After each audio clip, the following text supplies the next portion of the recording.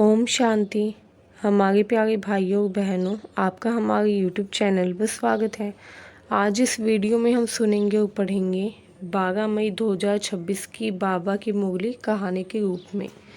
तो आइए वीडियो को शुरू करते हैं। शुरू करने से पहले अगर आपने अब तक हमारे चैनल को सब्सक्राइब नहीं किया है तो कर लीजिए, ताकि आने वाली हर वीडियो की अपडेट आपको टाइम से मिल सके। तो आइए सुनते हैं आज की मुरली। ओम शांति। तो आइए सुनते हैं आज की कहानी। आज की कहानी का नाम है सच्ची प्रीत की जीत। एक छोटे से शहर में ब्रह्मा कुमारी का एक शांत सेवा केंद्र था।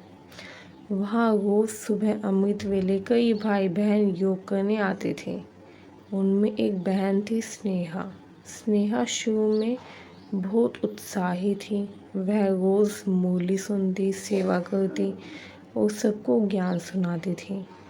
सभी उसकी मेहनत और मधुर स्वभाव की प्रशंसा करते थे।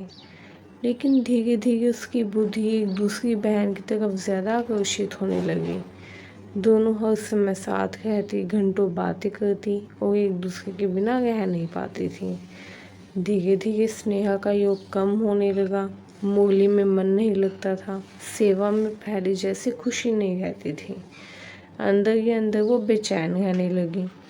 एक दिन मुरली में बाबा की बात सुनाई गई, मीठे बच्चे, सच्ची प्रीत एक बाप से रखो, देहधारियों से नहीं। ये वाक्य धीरे धीरे स्नेहा के दिल में उतर गया कि सच्ची प्रीत सिर्फ बाप से रखनी चाहिए, देहधारियों से नहीं।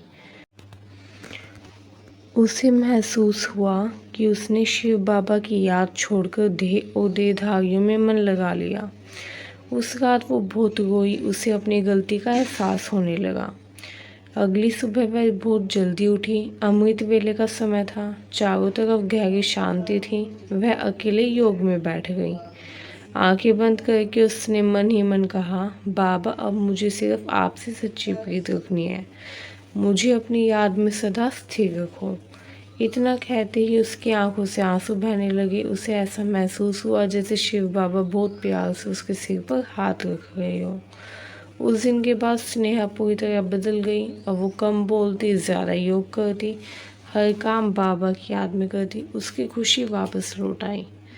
जो बहन पहले छोटी छोटी बातों में दुखी हो जाती है, अब हर परिस्थिति में शांत रहने लगी। एक दिन सेवा के दौरान एक बहन ने पूछा, स्नेहा बहन, आपके चेहरे पर इतनी शांति और खुशी क्यों रहती है? स्नेहा मुस्कुराकर बोली, जब मनुष्य देहधारियों से प्रीत रखता है तो दुख मिलता है, लेकिन जब एक शिव बाबा से सच्ची प्रीत जुड़ जाती है तब आत्मा हमेशा खुश रहती है। धीरे धीरे स्नेहा बहुत अच्छी सेवाधारी बन गई। वह सबको यही समझाती, इस विनाश के समय में अगर किसी का साथ सदा रहेगा तो वो सिर्फ परमपिता शिव बाबा का साथ है। अब उसकी बुद्धि दुनियावी बातों में नहीं भटकती थी। अमृत वेले उठना, योग करना, मुरली पढ़ना और सेवा करना, यही उसकी खुशी बन गया। एक दिन योग में उसे बहुत सुंदर अनुभव हुआ। उसे लगा जैसे दूर से एक दिव्य प्रकाश आ रहा है और शिव बाबा कह रहे हैं, मीठे बच्चे, सच्ची प्रीत वाले बच्चे ही सदा विजयी बनते हैं। उस दिन स्नेहा की आंखों में खुशी के आंसू थे। उसे समझ आ चुका था, सच्चा प्यार इस दुनिया में नहीं, सिर्फ परमपिता के पास है, सिर्फ परमात्मा के साथ है। और वही आत्माएं अंतर विजय बनती है जो हर परिस्थिति में एक बाप से सच्ची प्रीत रखती है। तो ये थी हमारी आज की कहानी। मुझे उम्मीद है कहानी आपको अच्छी लगी। अगर आपको कहानी अच्छी लगी हो तो कमेंट में ओम शांति ज़रूर लिखें एंड चैनल को सब्सक्राइब करें।